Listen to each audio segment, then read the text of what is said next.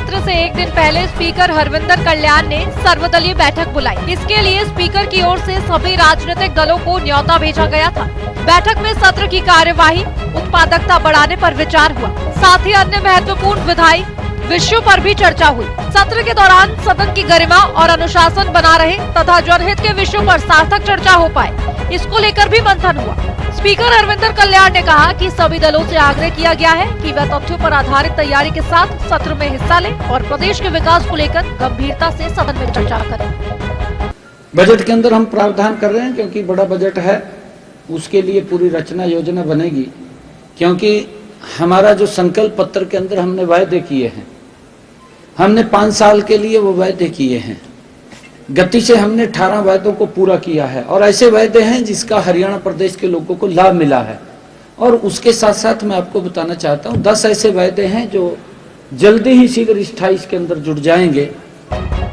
हरियाणा भवन सभा अध्यक्ष हरविंदर कल्याण ने बजट सत्र शुरू होने से पहले प्रदेश के राज्यपाल बंडारू दत्तात्रेय से मुलाकात की। इस दौरान उनकी बजट सत्र की तैयारियों को लेकर राज्यपाल से चर्चा हुई। वर्ष के प्रथम सत्र के पहले दिन राज्यपाल का अभिभाषण होता है, इसको लेकर भी बात हुई। संविधान और संसदीय प्रणाली में राज्यपाल के अभिभाषण पर विशेष महत्व है। इस क्षण को गरिमा में पूर्ण ढंग से भी देखा जाता है। बजट सत्र की समय अवधि तय करने के लिए कार्य सलाहकार समिति का गठन किया जा चुका है। विधानसभा अध्यक्ष हरविंदर कल्याण इस समिति के अध्यक्ष हैं। सीएम नायब सिंह सैनी, ऊर्जा मंत्री अनिल विज, संसदीय कार्य मंत्री महिपाल ढांडा, सामाजिक न्याय और अधिकारिता, अनुसूचित जाति एवं पिछड़े वर्ग कल्याण और अंत्योदय विभागों के मंत्री कृष्ण कुमार बेदी, विधायक भूपेंद्र सिंह हुड्डा और गीता भुक्कल इस समिति के मेंबर हैं। हरियाणा विधानसभा के उपाध्यक्ष डॉक्टर कृष्णलाल मिड्ढा, विधायक सावित्री जिंदल और अर्जुन चौटाला को बतौर विशेष आमंत्रित सदस्य शामिल किया गया है।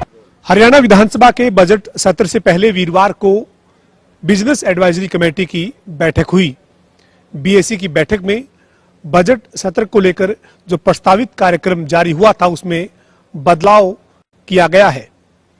बजट सत्र पहले जो 7 मार्च से शुरू होकर 25 मार्च तक चलना था, उसमें अब बदलाव करते हुए बजट सत्र 7 मार्च से शुरू होकर 28 मार्च तक चलेगा। इसके अलावा बजट पेश करने की पहली तारीख 13 मार्च तय हुई थी, जिसको अब बदलकर 17 मार्च किया गया है। इसके अलावा बैठक में जो बिजनेस विधानसभा की कार्यवाही के दौरान रहना है उसको लेकर चर्चा की गई है। बैठक के बाद मुख्यमंत्री नायब सिंह सैनी ने जानकारी दी और कहा कि बजट सत्र अब 7 से 28 मार्च तक चलेगा और प्रदेश का 2025-26 का बजट 17 मार्च को पेश किया जाएगा।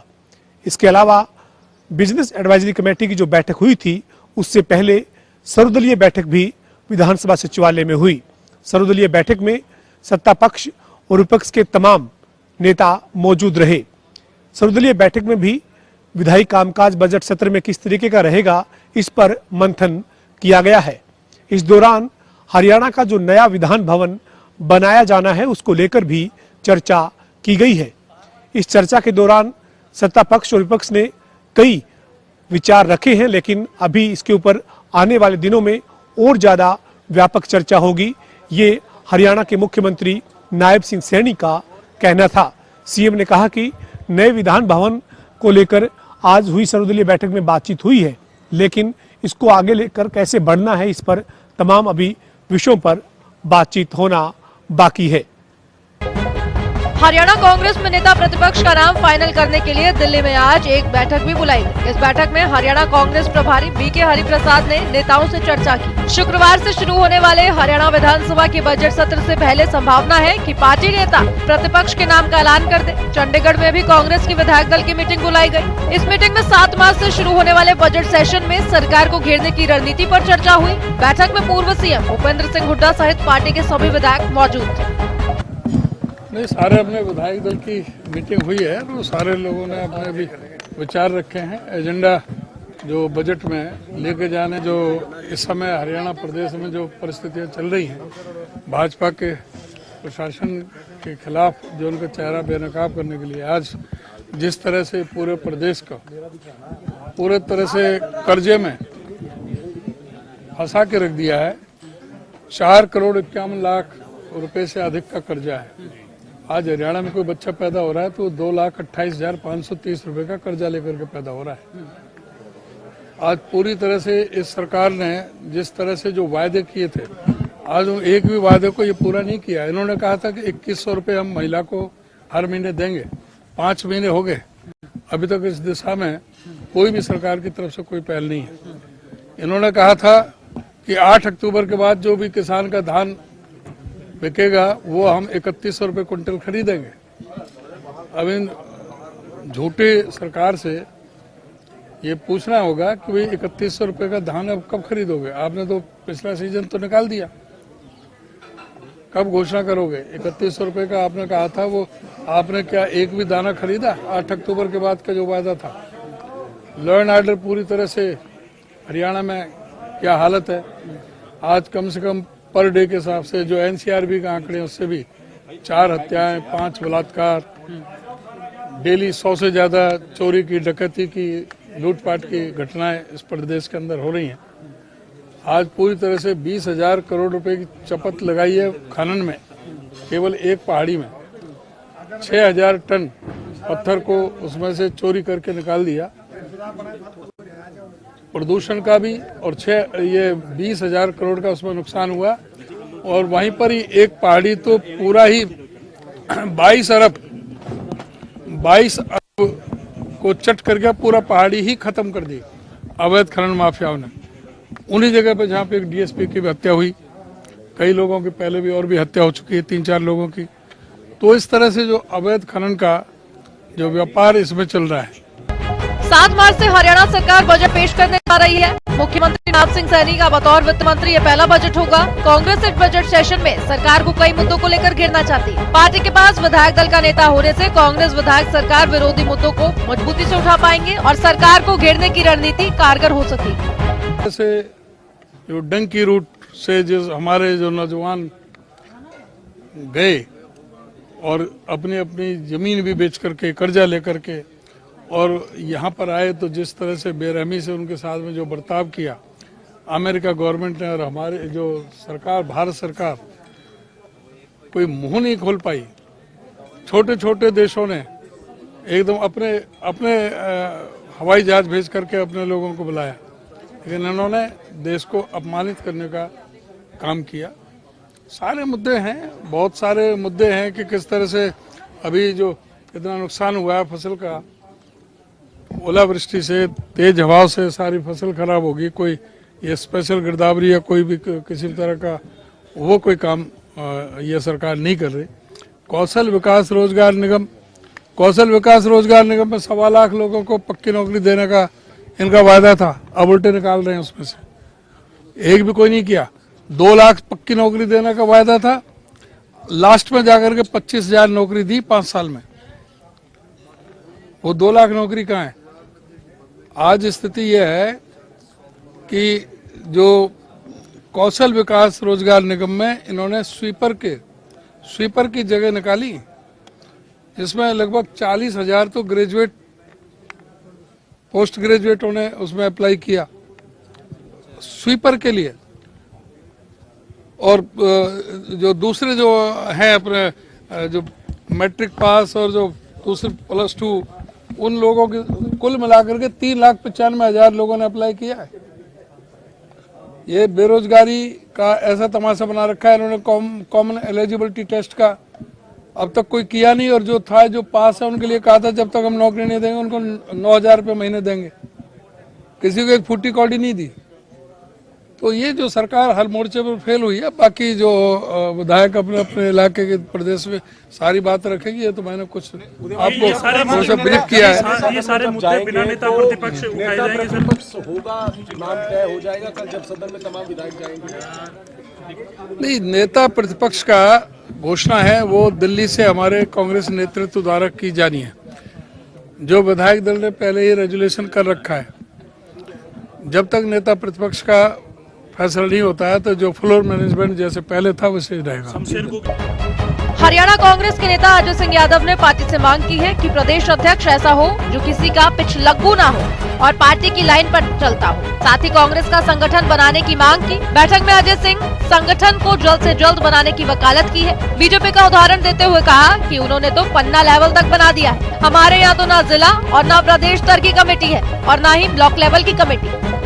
हमने प्रभारी का वेलकम किया, प्रभारी हमारे से मिले और मालेगांव में जो रेजोल्यूशन पास हुए थे जय बापू, जय भीम और जय संविधान के आगे हम चले और साथ में सभी प्रभारी उन्होंने कहा कि किसी ने पर्सनली मेरे से बात करनी है तो मेरे से पर्सनली बात करनी है। हमने व्यक्तिगत रूप से उनसे बात की, पर हम 6-7 विधायक इकट्ठे उनसे मिले और अपनी अपनी राय रखी। सर, कुछ अहम मसले हैं, संगठन का निर्माण पिछले लंबे समय से निर्माण होना चाहिए, उम्मीद करते हैं जल्दी होगा। विधानसभा का सत्र भी सर आने वाला है, किस प्रकार की चीजें रहेंगी? बड़ी तगड़ी तरह घेरेंगे इस बात के लिए। इनका हनीमून पीरियड खत्म हो चुका है, धरातल पे आके बात करेंगे, डेवलपमेंट करेंगे। ये घोषणाएं ज्यादा कर रहे हैं, धरातल पे कोई पड़ नहीं है, ना इनके पास खर्च करने के लिए पैसे। नेता विपक्ष का चयन सर हो सकता है? ना हो जाएगा। बहुत बहुत शुक्रिया।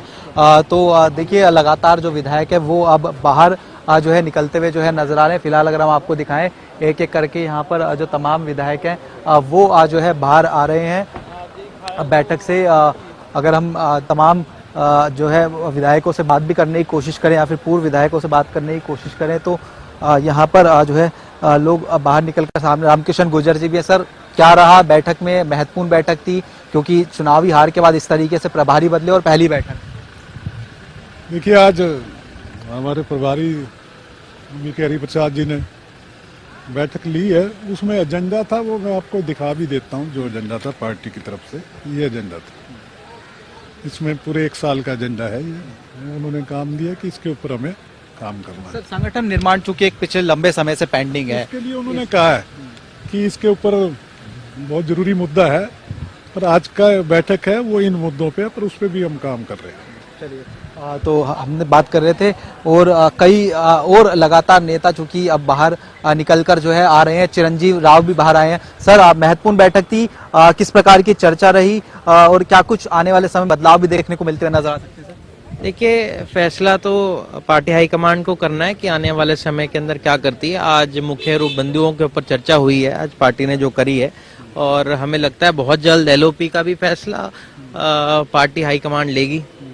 सर, चूंकि संगठन निर्माण पिछले 11 साल के आसपास हो गया, नहीं बन पाया है, ये भी एक कारण था चुनाव में जिस तरीके से नतीजे निकलकर सामने आए। अब जल्द होना चाहिए। पिछले प्रभारी की भूमिका को लेकर भी कई प्रकार के सवाल उठते हुए नजर आते थे। देखिए, जहां तक मुझे लगता है जल्द फैसला हो जाएगा। हरिप्रसाद जी ने हम सबको ये कहा है कि जल्द वो फैसला इसके ऊपर लेंगे, क्योंकि आपको पता है कि बजट सेशन हमारा चल ही रहा है, तो सीएलपी का फैसला तो मुझे लगता है अगले 2-3 दिन में हो जाएगा। बहुत बहुत शुक्रिया। तो चिरंजीव राव जी हमारे साथ बात करने के लिए मौजूद है। कुछ और नेताओं से बात करने की कोशिश करेंगे जो कि हमारे साथ में बात करने के लिए कुलदीप वत्सी मौजूद हैं। दिल्ली में कांग्रेस मुख्यालय में बड़ी बैठक हुई है। सर, पहले तो किस प्रकार का जो एजेंडा रहा बैठक का, किस प्रकार के बदलाव जो अपेक्षित है बैठक के बाद? देखिए, धन्यवाद एक तो आपका। आज जो हमारे नए प्रभारी आए हैं, जो उनका हमने स्वागत किया, और आज हमारी चुनाव के बाद ये पहली मीटिंग थी। जो इलेक्शन में कहीं ना कहीं हमारी कमियां रही हैं, क्यों रही हैं, क्या रहा है, उसके बारे में खुल के हमारा डिस्कस हुआ। और कांग्रेस के सारे विधायक एकजुट हैं। एकजुटता से 37 जो विधायक हम चुन के आए हैं, हम सारे एक होकर हरियाणा की जनता को रोड से लेकर विधानसभा तक मजबूती से इस आवाज को उठाएंगे। और बीजेपी की जो लूट और कसूट और झूठ की जो राजनीतिक चल रही है, इसका डट के मुकाबला हम करेंगे। विधानसभा में आपने जो है बात उठाने की मांग की, नेता विपक्ष का चयन पिछले लंबे समय से नहीं हो पाया है। क्या जो है चीजें आगे बढ़ रही है? कब तक जो है चयन होता हुआ नजर आ सकता है? देखिए, बहुत जल्दी ही आपको बहुत जल्दी का मतलब घंटों में शायद आपको नेता प्रतिपक्ष कांग्रेस का मिलेगा। और मैं इस बात को अपनी कमी में मानता हूँ। 5 महीने से हमारा नेता प्रतिपक्ष ना बनना, कहीं न कहीं पार्टी के वर्कर का भी हौसला टूटता है। आदरणीय राहुल गांधी जी और आदरणीय खड़गे जी ने जो रिपोर्ट मांगी है वो हमारे अशोक गहलोत जी ने पहले दे चुके हैं, और जल्दी इसका फैसला करेंगे। संगठन निर्माण भी ना होना सर पिछले 11 साल से, अब नए प्रभारी आए हैं। पिछले प्रभारी को लेकर कई प्रकार की शिकायतें भी नेता करते हुए नजर आते थे। अब लग रहा है कि जो है चीजें ट्रैक पर आएंगी। देखिए बिल्कुल सबसे बड़ा अगर हमारे को कोई आघात और जो नुकसान हुआ है पिछले 11-12 साल से संगठन ना बनना, किसी भी पार्टी हो या किसी का घर हो या परिवार हो, वो तभी मजबूत हो सकता है जब उसके सारे मकान के जो पिलर अगर होते हैं तो मकान पे पूरा मकान सुरक्षित रहता है। तो हमारे पास इसकी मैं कमी को मैं महसूस करता हूं, और कमी कांग्रेस पार्टी की तरफ से या हमारे नेतृत्व की वजह से चाहिए रहे। ये बड़ा गंभीर विषय जिसकी वजह से हम आज इलेक्शन जो हमने कितने इलेक्शन लड़ लिए बगैर संगठन के लड़े, तो इसका हमें नुकसान हुआ। मैं बेधड़क इस बात को मैं मानता हूँ। अंतिम प्रश्न सर लूंगा, नेताओं के इस प्रकार के बयान भी आ रहे चूंकि पार्टी की हार हुई विधानसभा चुनाव में, जवाबदेही कहीं ना कहीं जो है तय होनी चाहिए। देखिए मैं एक चीज जरूर कहूंगा,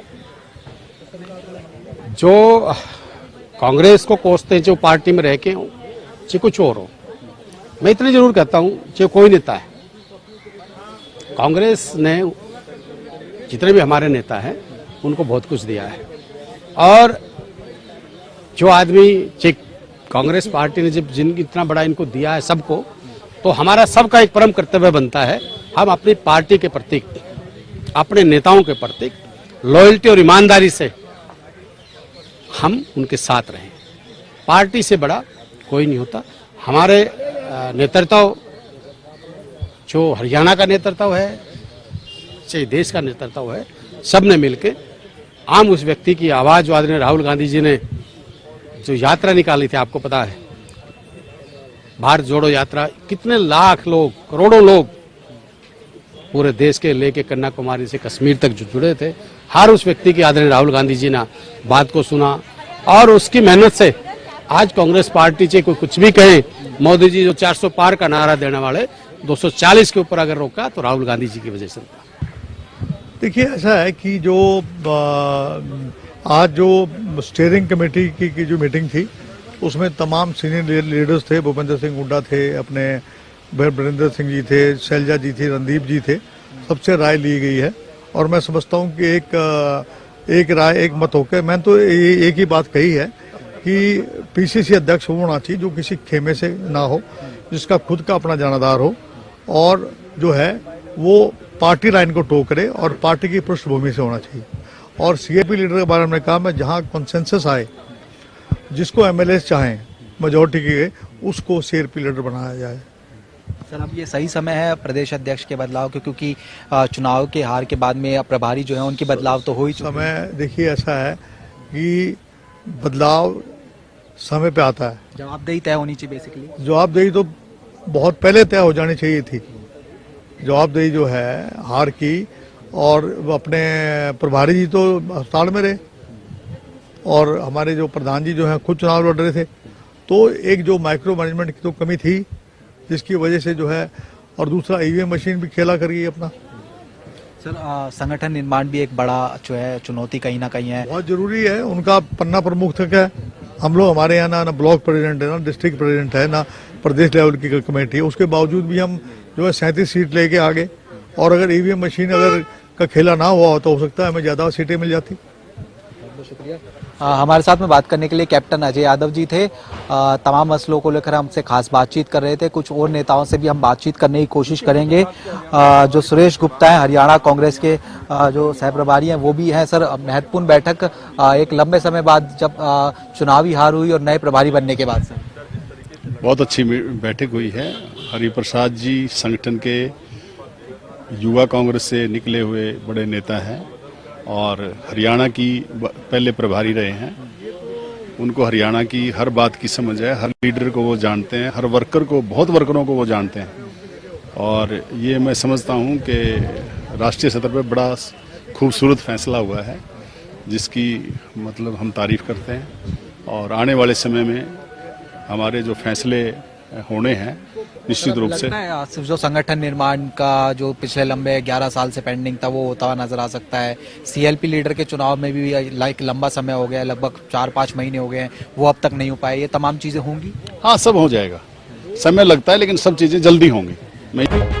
वहीं कांग्रेस के पूर्व विधायक शमशेर गोगी ने बैठक के बाद पूर्व सीएम भूपेंद्र सिंह हुड्डा पर हमला बोलते हुए कहा कि मुझे नहीं लगता कि भूपेंद्र हुड्डा को सीएलपी बनाकर कांग्रेस पार्टी डिसाइड करेगी। प्रदेश कांग्रेस अध्यक्ष को बदल जाना चाहिए, इस पर सोचने की कोई नई बात नहीं। प्रदेश कांग्रेस अध्यक्ष बदला ही जाना चाहिए। जो शैलजा जी ने बताया अभी कि आने वाले टाइम में, आज तो एक इंट्रोडक्टरी मीटिंग थी प्रभारी जी से और उनका स्वागत किया गया स्टेट की तरफ से। बाकी की सारी बातें आने वाले 5-10 दिन में आपको क्लियर हो जाएंगे। सर चूंकि संगठन को सीरियसली लिया जा रहा है। हाल फिलहाल में विधानसभा चुनाव सर होते हुए नजर आए, हमने देखा कि उसके बाद में कई जो सवाली निशान है वो भी उठते हुए नजर आए थे, चाहे वो प्रभारी की बात की जाए, प्रदेश अध्यक्ष की बात की जाए। ऐसी तमाम चीजें कहीं ना कहीं सर जिम्मेदारी जो है तय होनी चाहिए आने वाले समय में। देखो, सिस्टम को अगर आप कब्जे में लेके कुछ चीजों में मर्यादा को भंग कर दोगे तो क्या उससे सवाल खत्म हो जाएंगे? सवाल तो रहेंगे। अगर हम हारे हैं तो किसी की जिम्मेदारी तो ही है। कहने के लिए बड़ा दिल चाहिए, ठीक है ना। जीत जाते तो हार डलवाने के लिए जो जाते उनको हारने के लिए भी अपने आप को जिम्मेदार मान लेना चाहिए। बाकी आप सब जानते ही हैं। सर चूंकि 1-to-1 बैठक जो है रही है, आपकी भी नाराजगी हम जानते हैं कि पिछले दिनों जो है देखने को मिलती नजर आती है। मेरी मीटिंग कल 11 बजे होगी। लंबा था ना समय, कल का टाइम हुआ है। हरियाणा कांग्रेस के प्रभारी बीके हरिप्रसाद का कहना है कि आने वाले समय में सब एकजुट होकर संगठन निर्माण करेंगे। सीनियर ऑब्जर्वर्स ने विधायक दल लीडर को लेकर रिपोर्ट कांग्रेस आलाकमान को सौंप रखी है। जल्दी इसका फैसला कांग्रेस आलाकमान लेगा। 2025 का साल पूरा संगठन को मजबूत करने के लिए 9 महीने बचे हैं। हर तरीके के निर्णय स्थानीय नेताओं से बात करके लेंगे। पिछले बार बेलगाम अधिवेशन में वर्किंग कमेटी में एक डिसीजन हुआ था, जो इस साल पूरे साल 2025 पूरे साल कांग्रेस संगठन को एआईसीसी से लेकर कांग्रेस कमेटी से लेकर जिला कांग्रेस कमेटी से लेकर पंचायत तक पार्टी को पूरा रीऑर्गेनाइज करने का बात हुआ था। इस सिलसिले में मैं हरियाणा प्रदेश कांग्रेस कमेटी का स्टीयरिंग कमेटी का मीटिंग बुला के सारे नेताओं से बात करके जो जिला स्तर पर और पंचायत स्तर पर कैसा संगठन को कार्यक्रम में जोड़ना है करके बातचीत हुआ। और एक कार्यक्रम, एक बहुत बड़ा निर्णय हुआ था पिछले बार जब हम ऑफिस बेयरर्स का मीटिंग में, जो पूरा राष्ट्रीय स्तर पर जो संविधान बचाओ पदयात्रा जो करने का डिसीजन हुआ था बेलगाम में, उसको लेके प्रदेश और डीसीसी और ग्राम पंचायती लेवल तक हर शहर में हर गांव में पदयात्रा पूरा एक साल में करने का 26 जनवरी 25 से लेकर 26 जनवरी 26 तक एक साल पूरा प्रदेश में कोई गांव नहीं छूटना चाहिए। सब गांव में पदयात्रा करने के लिए कार्यक्रम तय किया। इसके बारे में सारे हमारा नेताओं के बीच में बातचीत हुआ है।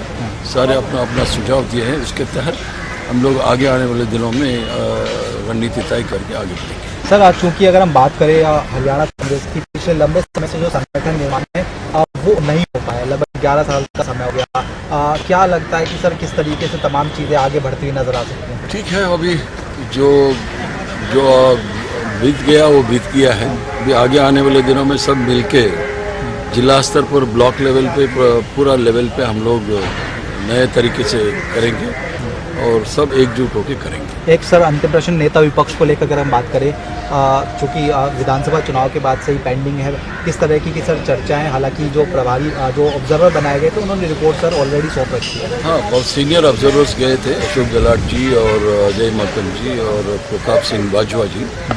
जो रिपोर्ट इन्होंने सौंपा है कांग्रेस प्रेसिडेंट और हमारे एलओपी राहुल गांधी जी के पास, जो भी वो निर्णय लेंगे उसको हम लोग कन्वे करेंगे।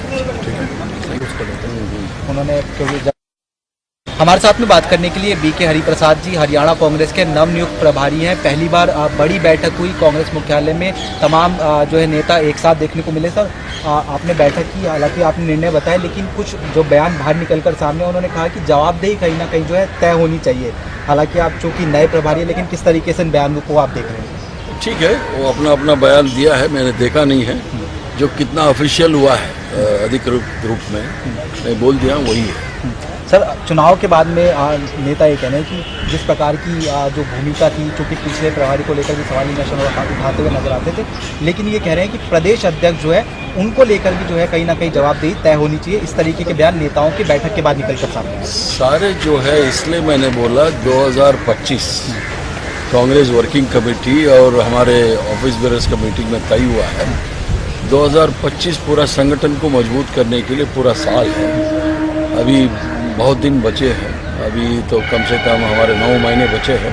इसमें हर तरीके के निर्णय तो स्थानीय लोगों से बात करके हम तय करेंगे। कांग्रेस राज्य में संगठनात्मक स्तर पर कुछ बदलाव कर सकती है, जिस जातियों और समुदायों को प्रतिनिधित्व दिया जा सकता है। कांग्रेस हरियाणा में सिर्फ हुड्डा परिवार पर ही केंद्रित नहीं रहना चाहती है, गैर जाति समूहों के बड़े नेताओं को जोड़ने की कोशिश करनी चाहती है। हुड्डा परिवार के रसूख को हरियाणा में कम करने की कोशिश नहीं की जा रही। राहुल गांधी के नेतृत्व वाली कांग्रेस जाति आधारित प्रतिनिधित्व की बात करती है। जिस तबके की जितनी हिस्सेदारी उसका उतना प्रतिनिधित्व। कांग्रेस को हरियाणा में कुछ नए चेहरे चाहिए जो टीम राहुल के हिसाब से काम कर सके। वहीं बीजेपी कांग्रेस के घर में लड़ाई बता रही है। कांग्रेस के घर का मामला है और कांग्रेस के घर में लंबे समय से घमासान मचा हुआ है और अभी तक विधायक दल के नेता का वो चयन नहीं कर पाए। इसलिए उस घमासान को थामने के लिए शायद ये केंद्रीय नेता आ रहे हैं।